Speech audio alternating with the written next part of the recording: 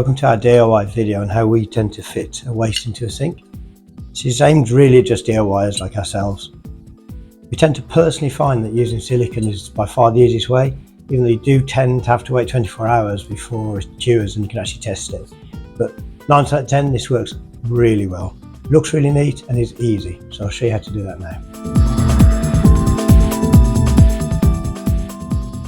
So we have a typical waste. Got one rubber washer which we're going to use on the bottom with a bit of silicone and nothing on the top.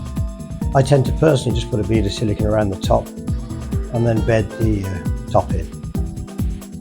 Obviously the first part is to make sure this is really nice and clean. I sometimes use a bit of white spirit or turps, but you have to check and make sure it's not going to stain whatever sink you're using, especially modern day materials.